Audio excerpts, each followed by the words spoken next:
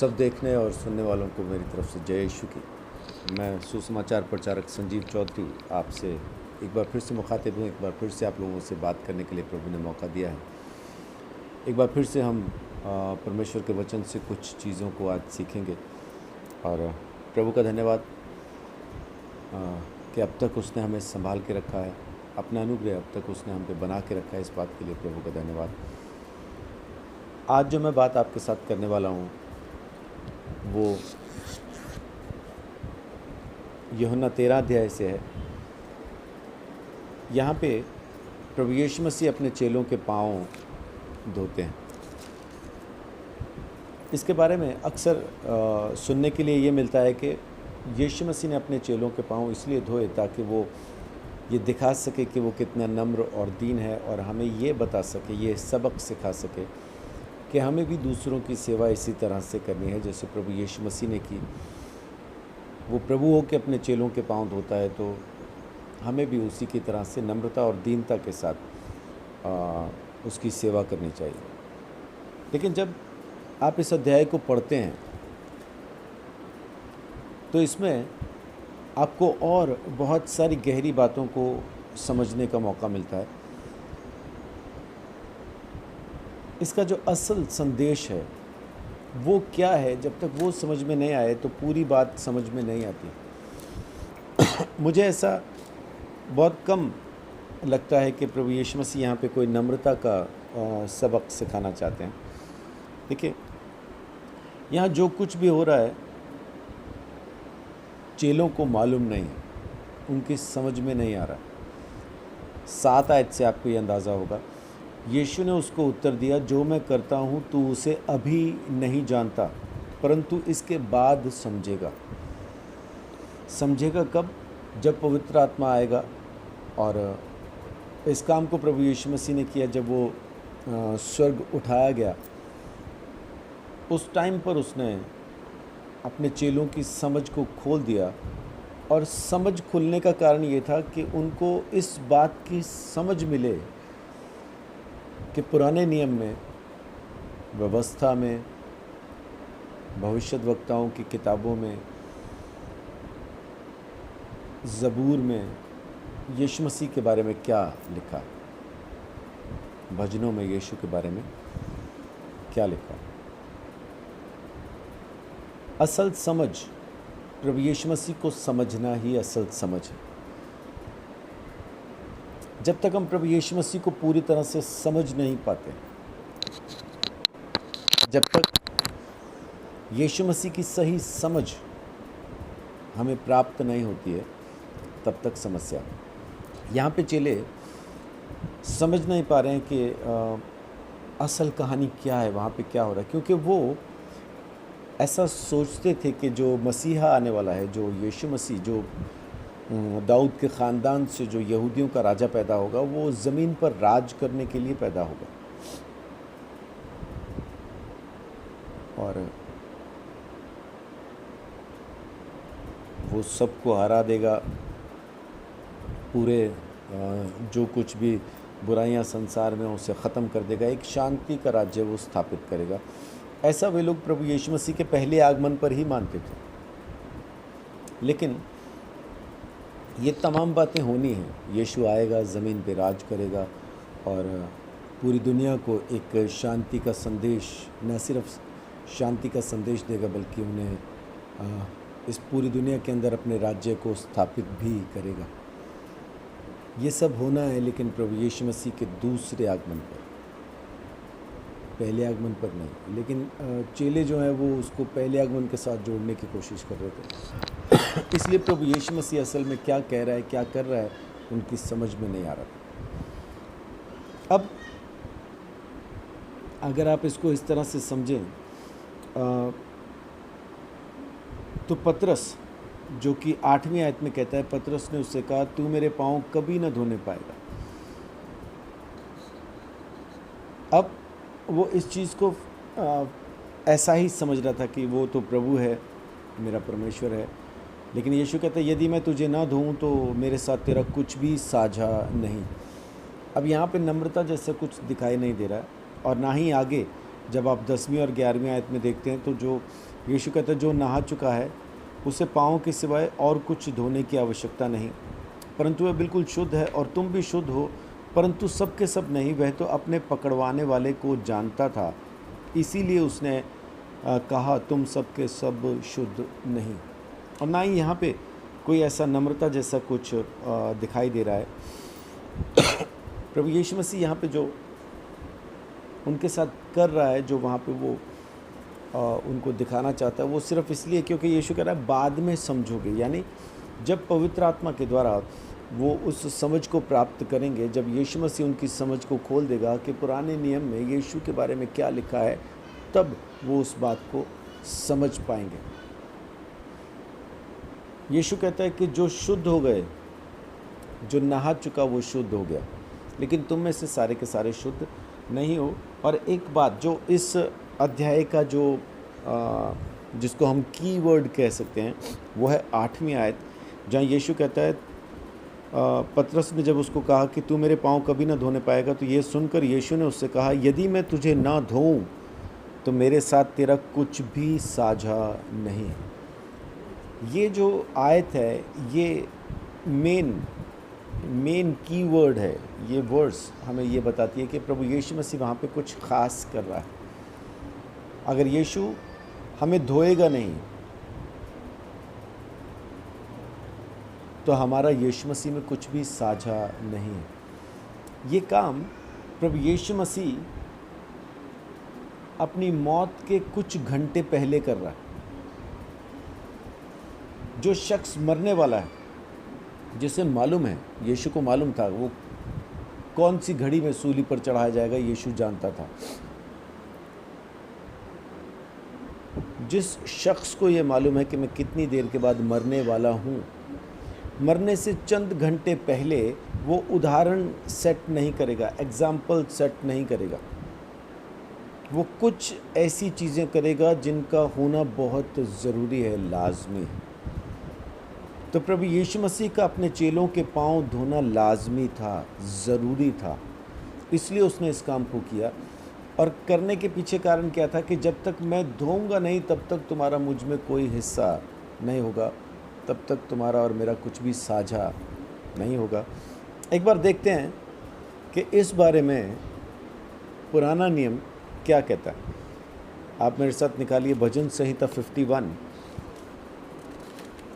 ये प्रायश्चित की प्रार्थना है, जो प्रायश्चित का वो भजन है जो दाऊद ने लिखा जब नातान नबी ने उसके पास आके उसको बताया था कि वो व्यभिचारी है। वो बेतशेबा के पास गया था। ये बात जब नातान ने आके उस पर ज़ाहिर करी खुदा की तरफ से, क्योंकि अपनी तरफ से तो दाऊद ने ये सब छुपा के किया था, लेकिन खुदा को मालूम था, जाहिर सी बात है लोगों को भी दिख ही रहा होगा। भजन संहिता 51 उसका 2 में लिखा है, मुझे भली भांति धोकर मेरा अधर्म दूर कर और मेरा पाप छुड़ाकर मुझे शुद्ध कर। और साथ के साथ इसकी 7वीं आयत में लिखा है, जूफा से मुझे शुद्ध कर तो मैं पवित्र हो जाऊंगा, मुझे धो और मैं हिम से भी अधिक श्वेत बनूंगा। आमीन। ये भजन हमें बताता है कि जब तक परमेश्वर हमको धो ना दे, वो प्रभु, वो मुक्तिदाता हमें धो ना दे, तब तक हम अपने अधर्म से, अपने पाप से शुद्ध नहीं हो सकते। और जूफा एक ऐसा पौधा है जो साबुन के गुण रखता है। उस पौधे से अगर किसी चीज़ को रगड़ के धोया जाए तो साबुन की तरह उसके दाग को वो साफ़ कर सकता है। और ना सिर्फ साफ़ कर सकता है बल्कि जूफा के पौधे में एक बहुत अच्छी सुगंध भी होती है, एक खुशबू भी है उसके अंदर। तो जो भी कपड़ा जूफा से धोया जाएगा, जो भी चीज़ जूफा से धोई जाएगी, ना सिर्फ वो साफ़ हो जाएगी बल्कि खुशबूदार भी हो जाएगी। और पौलुस कहता है कि हम प्रभु यीशु मसीह की सुगंध हैं, हम उसकी खुशबू हैं। यहाँ पे भजनकार अपने पापों की मुआफ़ी के लिए सिर्फ मुआफ़ी नहीं मांग रहा है बल्कि परमेश्वर के सामने ये प्रार्थना कर रहा है कि मुझे धो, मुझे शुद्ध कर। तू धोएगा तो मैं साफ़ हो जाऊंगा, तू धोएगा तो मैं शुद्ध हो जाऊंगा। हिम के जैसा। ये बर्फ़ में और हिम में फ़र्क क्या है कि बर्फ़ तो हम फ्रिज में जमा लेते हैं, लेकिन हिम जो आसमान से गिरती है, तो हमारी जमाई हुई बर्फ़ में और आसमान से गिरी हुई बर्फ़ में उसके रंग में ज़मीन आसमान का फ़र्क होता है। आसमान से गिरी बर्फ़ बिल्कुल शुद्ध सफ़ेद होती है ना, रुई के समान एकदम सफ़ेद वो बर्फ़ होती है। जिन देशों में बर्फ़ गिरा करती है वो लोग जानते हैं। जिस इलाके में हिंदुस्तान के जिस इलाके में हम लोग रहते हैं, मैं रहता हूँ, यहाँ बर्फ़ नहीं गिरती है। हाँ, यहाँ से कुछ तकरीबन 150 किलोमीटर दूर जो हिमाचल राज्य है, वहाँ पे ज़रूर बर्फ़ गिरती है। शिमला यहाँ से तकरीबन 150 किलोमीटर है, तो शिमला में बर्फ़ गिरती है। लेकिन हम लोग नहीं जानते कि बर्फ़ कैसी होती है, क्या है, क्योंकि हमारे सामने यहाँ पे नहीं गिरती। लेकिन जिस इलाके में गिरती है उन्हें मालूम है कि कितनी सफ़ेद चादर ज़मीन के ऊपर बिछ जाती है। यहाँ पे भजनकार एक प्रार्थना कर रहा है, विनती कर रहा है कि तू मुझे धो तो मैं शुद्ध हो जाऊँगा।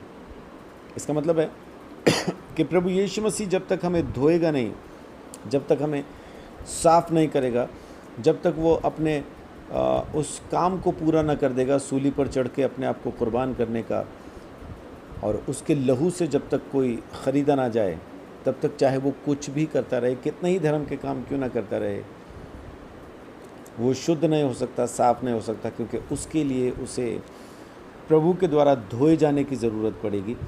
और यहेजकेल भी इस बात को कहता है, 36 अध्याय उसकी 25 आयत में लिखा है, मैं तुम पर शुद्ध जल छिड़कूँगा और तुम शुद्ध हो जाओगे, और मैं तुमको तुम्हारी सारी अशुद्धता और मूर्तों से शुद्ध करूँगा। यहाँ फिर दोबारा यहेजकेल इस बात को कहता है कि परमेश्वर ही है जो शुद्ध जल से हमें धोएगा, हमें साफ़ करेगा, हमारे ऊपर उसको छिड़क के हमारी सारी मलिनता से, सारे अपराध से, सारे गुनाहों से हमें छुटकारा देगा। इफिसियों 5 उसका 26 इसी बात को फिर दोबारा से कहता है। लिखा है, हे पतियों अपनी पत्नी से प्रेम रखो, जैसा मसीह ने भी कलीसिया से प्रेम करके अपने आप को उसे दे दिया। और 26 आयत कहती है कि उसके वचन के द्वारा जल के स्नान से शुद्ध करके पवित्र बनाए।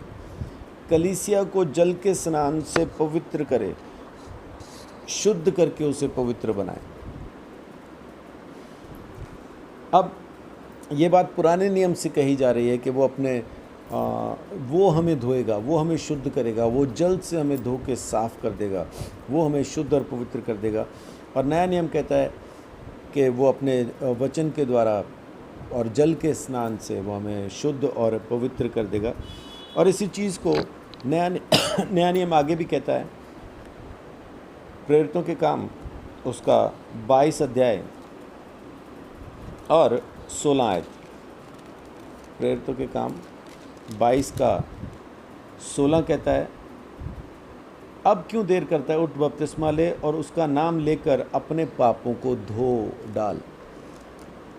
प्रभु यीशु मसीह ने सूली पर चढ़ने के बाद, मुर्दों में से जिंदा होने के बाद अपने चेलों को ये सिखाया कि जाओ जाति जाति के लोगों को चेला बनाओ, पिता पुत्र पवित्र आत्मा के नाम से बपतिस्मा दो। जल के स्नान से उन्हें शुद्ध करने के लिए प्रभु यीशु मसीह ने आज्ञा दी।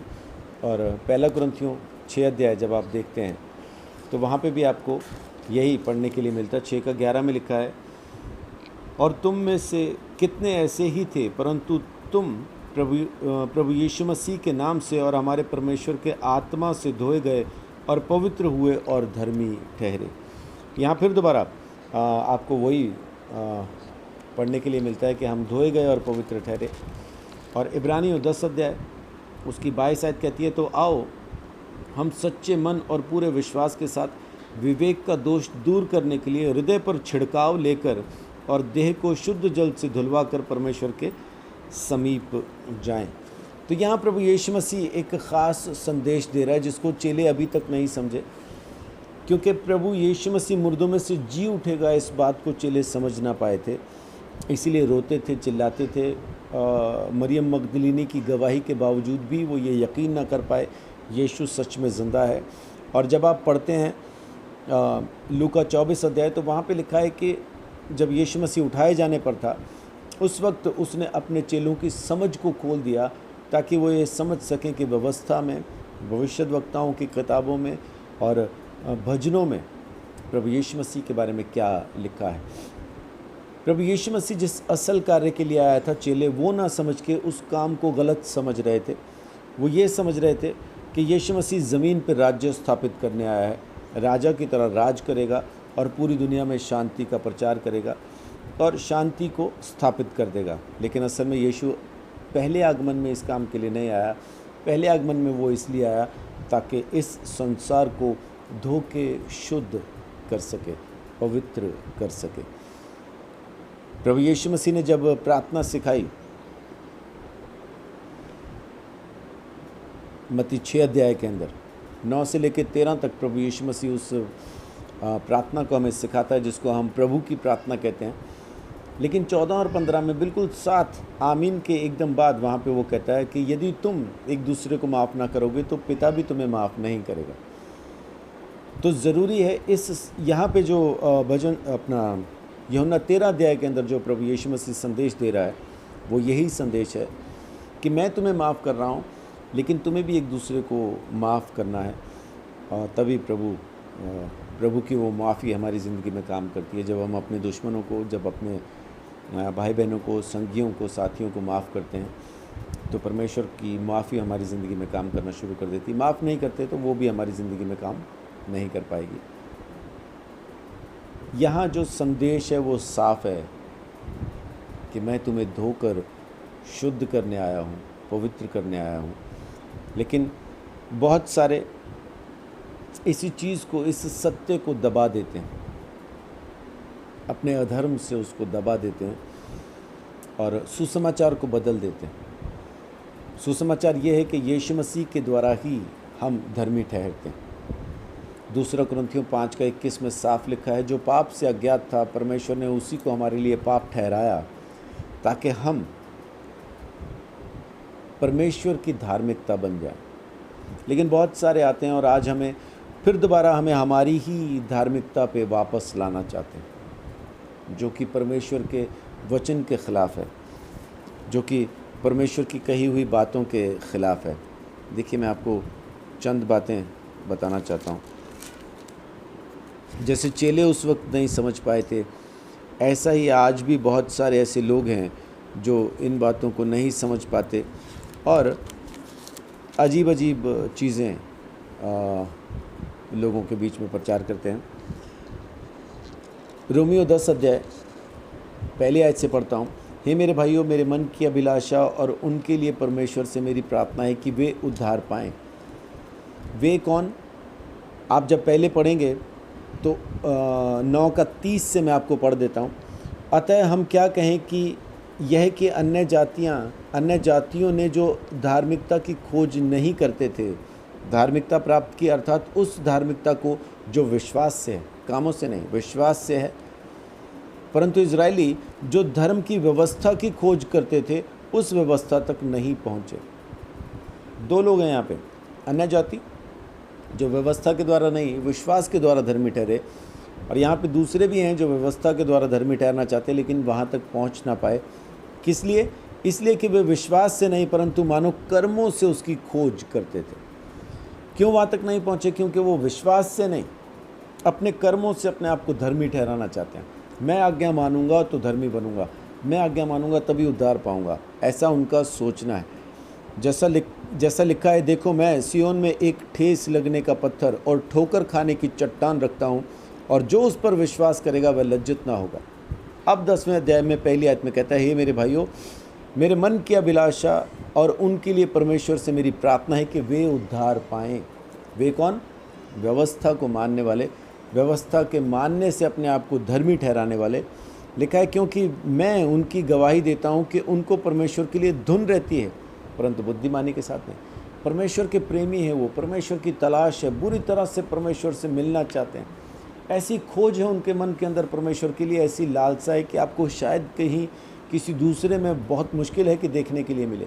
परमेश्वर के लिए मर जाने को तैयार हैं, परमेश्वर के लिए सब कुछ करने के लिए तैयार हैं, कैसा भी करके बस परमेश्वर से मिलना है, इतना धुन है उनके अंदर। लेकिन बस ये काम वो बुद्धिमानी से नहीं कर रहे हैं। यहाँ थोड़ी सी उनके लिए हमें भी मुझे भी अफसोस रहता है कि उनकी मेहनत बहुत है, वो कोशिश बहुत कर रहे हैं उनके विश्वास, उनके ईमान में कहीं कुछ ऐसा दिक्कत नहीं है, लेकिन वो सारे के सारे कामों को अपने धर्मों पे टिका देते हैं। वो इस सारी खोज को, सारी मेहनत को अपने कर्मों पे रख देते हैं।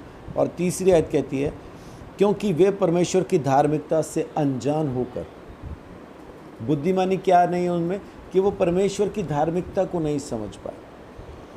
जो परमेश्वर ने धार्मिकता फ्री में दी है ना, उसको समझ नहीं पाए। आज भी धार्मिकता कमाना चाहते हैं अपने कर्मों से। अनजान होकर वे अपनी धार्मिकता स्थापित करने का यत्न करके परमेश्वर की धार्मिकता के अधीन नहीं हुए। चौथी आयत कहती है, क्योंकि हर एक विश्वास करने वाले के लिए धार्मिकता के निमित्त मसीह व्यवस्था का अंत है। इस चीज़ को वो लोग नहीं समझ पाते। जैसे चेले नहीं समझ पा रहे थे कि प्रभु यीशु मसीह उनके पापों को धो रहा है, वैसा ही आज भी बहुत सारे लोग जो प्रभु यीशु मसीह के पास आते हैं, जो चर्च में आते हैं, जो उसकी महिमा करते हैं, वो लोग ये समझ नहीं पाते कि प्रभु यीशु मसीह ने उनको उनके गुनाहों से आज़ाद कर दिया। परमेश्वर ने उनको धार्मिकता दे दी है। दूसरा कुरिन्थियों 5:21 बिल्कुल साफ कहता है कि जो पाप से अज्ञात था उसी को उसने पाप ठहराया, ताकि हम प्रभु यीशु मसीह में होकर परमेश्वर की धार्मिकता बन जाएं। हम परमेश्वर की धार्मिकता बन गए प्रभु यीशु मसीह में होके, लेकिन आज भी लोग अपने ही कर्मों से धर्मी ठहरना चाहते हैं। पतरस की तरह वो इनकार कर रहे यीशु मसीह को, नहीं नहीं प्रभु तू मेरे पाँव मत धो, मैं अपने पाँव खुद साफ कर लूँगा। तेरी आज्ञाओं को मान के, व्यवस्था पे चल के, मैं अपने चाल चलन को, रोज़मर्रा की ज़िंदगी में मेरे से होने वाले गुनाहों को मैं खुद ख़त्म कर लूँगा, तू मेरे पाँव मत धो। लेकिन यीशु साफ कहता है, अगर मेरे से पाँव नहीं धुलवाओगे तो तुम मेरे साथ हिस्सा भी ना पाओगे, फिर तुम्हारा मुझ में कुछ साझा नहीं होगा। इब्रानियों का ख़त जब आप पढ़ते हैं तो 7वें अध्याय से लेखक हमें एक बात बताना शुरू करता है। महायाजक के बारे में बताता है कि हमारा महायाजक जिंदा महायाजक है। वो महायाजक नहीं जिसको पहले खुद अपने पापों की माफ़ी के लिए बलिदान चढ़ाने की ज़रूरत पड़ती है, उसके बाद फिर वो हमारे लिए पापों की माफ़ी के लिए जाता है। वो महायाजक नहीं जो खुद पापी है और हमारे पापों की माफ़ी मांग रहा है, वो नहीं। यीशु मसीह जो कि लेवियों के ख़ानदान से नहीं है, बल्कि मलिकिसिदक की रीति पर जो महायाजक हुआ है। 7वें अध्याय से बताता हुआ वो आगे बढ़ता है। 9वें अध्याय में आके कहता है कि यीशु मसीह के लहू के द्वारा ही सब कुछ संभव हुआ है। 10वें अध्याय में फिर वो हमें और क्लियर कर देता है कि एक ही बार में उसने अपना बलिदान चढ़ा के हमें हर एक गुनाह से आज़ाद कर दिया, और इसीलिए हम उसके पास आ सकते हैं। जैसा भी 10:22 में हमने पढ़ा कि अपने हृदय पर उस छिड़काव को लेकर अपने मनों को शुद्ध करके हम उसके पास आ सकते हैं। ये सब बातें बताने के बाद 11वें अध्याय में आके फिर वो विश्वास की बात करता है। एक लंबी लिस्ट बताता है विश्वास के योद्धाओं की। इनके ये व्यवस्था के मानने से नहीं, विश्वास के द्वारा धर्मी ठहरे लोगों की लिस्ट वहाँ पे आती। और फिर 12वें अध्याय में आके पहली आयत में कहता है, इसलिए उलझाने वाले पाप को, रोकने वाली वस्तु को दूर करो। और वो कौन सी वस्तु है? कि प्रभु यीशु मसीह के आ जाने के बावजूद भी फिर दोबारा से व्यवस्था के अधीन चले जाना, और फिर दोबारा से ये मानना शुरू करना कि व्यवस्था ही मुझे मेरे पापों से आज़ाद करेगी। ये फिर दोबारा से समस्या पैदा हो जाती है। तो जैसा यीशु मसीह ने अपने चेलों के पाँव धोए और उनको ये फाइनल कर दिया कि मैंने तुम्हारे पाँव धो दिए, अब तुम शुद्ध हो गए हो, तो वैसा ही हमें भी प्रभु यीशु मसीह की उस धार्मिकता पर, प्रभु यीशु मसीह की दी हुई इस पवित्रता पर, प्रभु यीशु मसीह के बलिदान पर विश्वास करना। और विश्वास करने के बाद अब रोज़मर्रा की जो ज़िंदगी है वो प्रभु यीशु मसीह से पूछ के उसके साथ जीनी है, ताकि मेरी ज़िंदगी से, मेरी देह के द्वारा उस परमेश्वर को महिमा मिले, मेरे कामों से उसको महिमा मिले। अब मेरे कामों से मेरा उद्धार या मेरा नाश नहीं होगा। हाँ, एक चीज़ जो बीच में ज़रूरी है वो ये है कि मुझे भी दूसरों को माफ़ करना ज़रूरी है। बाकी प्रभु यीशु मसीह ने मेरे हर एक गुनाह के लिए दाम चुका दिया है, वो चालान भर दिया है। अब मेरा चालान मेरे ऊपर बाकी नहीं है। मेरे पैदा होने से मेरे मरने तक का सब कुछ यीशु मसीह ने चुका दिया। अब बस मुझे उसके पीछे चलना है, उसकी महिमा करने के लिए, उसकी प्रशंसा और उसकी तारीफ़ करने के लिए। तो मेरे प्रियो, जैसा चेले उस वक्त यीशु मसीह के साथ रह के भी यीशु को समझ ना पाए, कहीं ऐसा ना हो कि आप भी आज यीशु मसीह के साथ रह के यीशु मसीह को समझ ना पा रहे हों और फिर दोबारा से उसी व्यवस्था की अधीनता में जा रहे हों जहाँ से यीशु मसीह ने आपको ख़रीद के आज़ाद किया है। आप फिर दोबारा उसी ग़ुलामी में लौट रहे हों। उस ग़ुलामी में लौटने की ज़रूरत नहीं। आज व्यवस्था हमारे ऊपर राज नहीं कर रही है, आज अनुग्रह हमारे ऊपर है। लेकिन अनुग्रह हमारे ऊपर है का मतलब ये नहीं कि आज हमें व्यवस्था को नहीं मानना, लेकिन व्यवस्था को मानने के पीछे सिर्फ एक कारण है कि मुझे अपने कामों से परमेश्वर को महिमा देनी है, उसकी प्रशंसा, उसकी तारीफ़ करनी है। मेरे किसी काम से परमेश्वर को बुरा ना लगे, उसको दुख ना हो, मेरी वजह से परमेश्वर के नाम को बदनामी ना मिले। इसलिए मुझे तमाम आज्ञाओं को मानना ज़रूरी है, क्योंकि आज्ञाएं अच्छी और भली हैं, लेकिन इनके मानने से मैं धर्मी नहीं ठहरता हूँ। धर्मी ठहरता हूँ प्रभु यीशु मसीह के द्वारा। उसने जो बलिदान दिया, उस बलिदान के द्वारा मैं धर्मी ठहरता हूँ। तो आज हमें ज़रूरत है प्रभु यीशु मसीह से अपने अधर्मों को धुलवाने की, अपने पैरों को धुलवाने की, अपने चाल चलन को धुलवाने की, ताकि हम एक पवित्र ज़िंदगी प्रभु यीशु मसीह के साथ जी सकें। लेकिन इसको समझ के, बूझ के, अज्ञानता से नहीं। अपनी धार्मिकता स्थापित करने की कोशिश नहीं कीजिए। आपको एक धार्मिकता दी गई है, फ्री में, मुफ्त में दी गई है। इस उपहार को, इस गिफ्ट को एक्सेप्ट कीजिए और इस्तेमाल कीजिए। अपनी धार्मिकता स्थापित करने की कोशिश नहीं कीजिए, क्योंकि अगर आप अपनी धार्मिकता स्थापित करना चाहेंगे तो मैं आपको आज, अभी और इसी वक्त यहीं पे बताता हूँ, आपके द्वारा स्थापित की गई धार्मिकता कभी भी परमेश्वर के स्टैंडर्ड को पूरा न कर पाएगी। आपकी धार्मिकता बहुत कम, बहुत छोटी, बहुत नीची रह जाएगी, क्योंकि यशायाह 64 में हमें बता चुका, तुम्हारे धर्म के काम मैले चिथड़ों के समान हैं, वो किसी काम के नहीं हैं, घास के फूल के जैसे हैं, शाम तक मुरझा जाएंगे, उनका कुछ फ़ायदा नहीं होगा। तो प्रभु यीशु मसीह के द्वारा दी गई धार्मिकता का इस्तेमाल कीजिए। प्रभु यीशु मसीह के द्वारा दी गई उस क्षमा को लीजिए और लोगों को भी क्षमा कीजिए, और परमेश्वर आपकी ज़िंदगी में काम करेगा। सो बहुत ज़रूरी है इस बात को समझना कि प्रभु यीशु मसीह यहाँ पे क्या कर रहा है। यीशु अपने चेलों को धो रहा है, शुद्ध कर रहा है, साफ़ कर रहा है, पवित्र कर रहा है। और आज हम भी उसके वचन के द्वारा धोए जाते, शुद्ध किए जाते और पवित्र किए जाते, क्योंकि यूहन्ना 15:3 में वो कहता है, तुम तो मेरे उस वचन के द्वारा जो मैंने तुमसे कहा है शुद्ध किए गए। और 17:19 में कहता है कि यीशु कहता है, मैं अपने आप को इसलिए पवित्र करता हूँ ताकि ये भी पवित्र किए जाएं। सो प्रभु यीशु मसीह की दी हुई इस पवित्रता का इस्तेमाल करें, उससे अपने चाल चलन को धुलवाएं और परमेश्वर के नाम को महिमा दें। अपनी धार्मिकता पर विश्वास नहीं करना, प्रभु यीशु मसीह की दी हुई धार्मिकता का विश्वास कीजिए। और ये धार्मिकता विश्वास के द्वारा मिलती है और विश्वास के द्वारा ही काम में लाई जाती है। इसका कर्मों से कोई लेन देन नहीं है। अगर यीशु मसीह में आने के बाद भी हमारे कर्मों ही से उद्धार होना है तो फिर आप यीशु में गलत आ गए, फिर आपको यीशु में आके कुछ फ़ायदा हुआ नहीं। जैसा आप पहले जहाँ कहीं भी थे, आप वहाँ लौट के चले जाइए, क्योंकि अगर आपको अपने ही कर्मों पर विश्वास है तो यीशु में आपको कुछ फ़ायदा नहीं। गलातियों 5 अध्याय के अंदर पहली आयत से जब आप पढ़ना शुरू करेंगे, पौलुस साफ कहता है कि व्यवस्था के मानने वालों को यीशु मसीह से कुछ लाभ नहीं होगा। वो मसीह से अलग हैं और अनुग्रह से गिर गए हैं।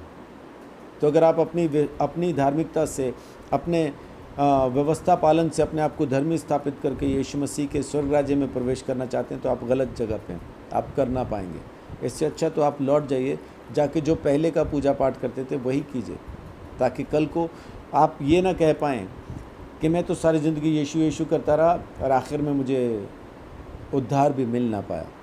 इस धोखे में ना रहें। जो कोई प्रभु यीशु मसीह के पास आना चाहता है सिर्फ इस वजह से आए क्योंकि यीशु मसीह के बलिदान से उसके पाप माफ़ किए गए, और जो ये विश्वास नहीं कर पा रहा है तो उसका यीशु में कुछ फ़ायदा नहीं। फिर अपने कर्मों से उद्धार पाने के लिए तो और बहुत से रास्ते हैं। फिर आप वहीं जाओ, व्यवस्था पालन करो और अपने आप को गुनाहों से छुड़ाने की कोशिश करो, क्योंकि चेले जो प्रभु यीशु मसीह के साथ रहे वो भी उसको ना समझ पाए। और आप भी आज जो चर्च में आते हैं और जो यीशु के साथ चलना चाहते हैं, आप भी अगर आज उसको ना समझ पा रहे हो तो बड़े अफसोस की बात है। वचन को पढ़िए, उसको समझिए, असल में वो क्या कह रहा है। अगर यीशु मसीह ने हमें हमारे पापों की मुआफ़ी ही नहीं दी तो फिर यीशु में आके क्या फ़ायदा। आज भी अगर मेरे ही कर्मों से मेरा उद्धार होना है या नाश होना है तो फिर यीशु के मर जाने का क्या फ़ायदा। इस बात को समझिए। यीशु मसीह ने पवित्र आत्मा इसीलिए भेजा है ताकि वो हमारी समझ को खोल सके कि पुराने नियम में प्रभु यीशु मसीह के बारे में क्या क्या लिखा और नया नियम यीशु के बारे में क्या क्या कहता। परमेश्वर आपको वो समझ दे, वो अकल दे, वो ज्ञान दे, वो बुद्धि दे, वो प्रकाश दे कि आप उस परमेश्वर के प्रतिरूप प्रभु यीशु मसीह के सुसमाचार की रोशनी में जी सकें, उसके सत्य को पहचान सकें। क्योंकि यीशु ने कहा कि जब तुम सत्य को जानोगे तब तुम आज़ाद हो जाओगे। बिना सत्य को जाने आज भी आप ग़ुलाम हैं। वापस दोबारा व्यवस्था आपके ऊपर राज कर रही। प्रभु आप सबको बहुत आशीष दे, बड़ी बरकत दे। जय यीशु।